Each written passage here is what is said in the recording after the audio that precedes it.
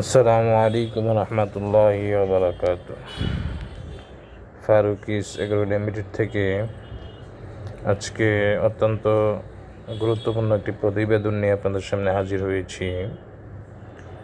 তো আজকের এই প্রতিবেদনে আমি যারা ছাগল লালন পালন করেন গ্রাম পর্যায়ে এই শীতকালকে অপেক্ষা করে, তাদেরকে ছোট্ট কিছু পরামর্শ দেওয়ার লক্ষ্যে আজকে অনেক দিন পরে ভিডিওতে আসা।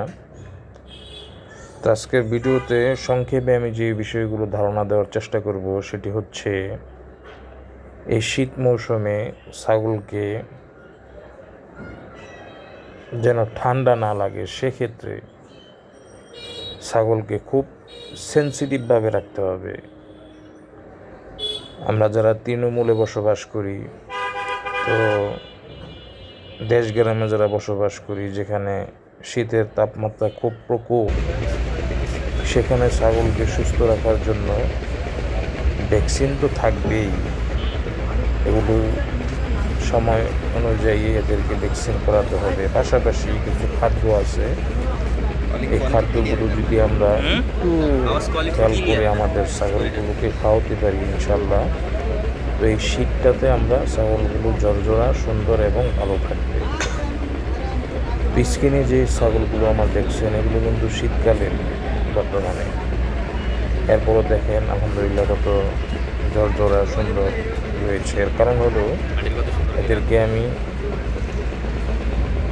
3 টাইম না পারলেও 2 টাইমে আমি এদেরকে কালো জিরা, সরিষা এবং হালকা কিছু মধু আমি এদেরকে সেবন করাই। এর ফলে দেখা যায় এদের শরীরটা গরম থাকে। যেহেতু ছাগল খুবই সেন্সিটিভ, এদেরকে ঠান্ডাজনিত জিনিস খুব বেশি গ্রাস করে ফেলে। তো ঠান্ডা লেগে পড়লে অনেক সময় ছাগলের ঠান্ডা লেগে পিপিআর পর্যায়ে চলে যায়।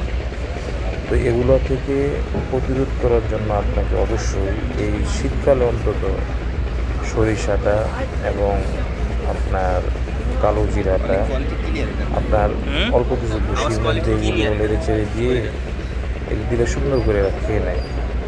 তখন দেখা যাবে এদের শরীরটা গরম থাকে, ভিতরের যে এদের পার্টসগুলো আছে এগুলো সতেজ থাকে, মানে রোগ প্রতিরোধ ক্ষমতা এদের খুব বেড়ে যায়। তো তখন দেখা যায় সহজেই এরা শীতের সাথে একটা ফাইট দিতে পারে। তখন দেখা যায় আলহামদুলিল্লাহ এই শীতটা তাদেরকে ওইভাবে গ্রাস করতে পারে। তো আমি এইভাবে মেনটেন করে যাচ্ছি, এভাবে আলহামদুলিল্লাহ ভালো আছে। পাশাপাশি একটু চেষ্টা করবেন এই মাচা আকারে রাখার জন্য, সরাসরি মাটিতে না রাখা বা পাকাতে না রাখা, মেঝে বা একটু উঁচু স্থানে রাখার চেষ্টা করবেন। সেক্ষেত্রে ছাগল থেকে ভালো বেনিফিট পাবেন আশা করি, ইনশাআল্লাহ। তবে এই শীতের মধ্যে এই টেক কেয়ারগুলো যদি করতে পারেন প্রতিদিন রুটিন অনুযায়ী, আশা করা যায় ইনশাআল্লাহ তাহলে আপনার ছাগল এই ঠান্ডাজনিত যে রোগ ব্যাধিগুলো আছে বা আরও অন্যান্য যে রোগ ব্যাধিগুলো আছে এগুলো থেকে আল্লাহ তাআলা হেফাজত করবেন। তো আজকে এ পর্যন্তই। সকলে সুস্থ থাকুন, ভালো থাকুন, এই প্রত্যাশা নিয়ে আজকের মতো বিদায় নিচ্ছি। আসসালামু আলাইকুম ওয়া রাহমাতুল্লাহি ওয়া বারাকাতুহু। একটা মেয়ে আর একটা বেটা।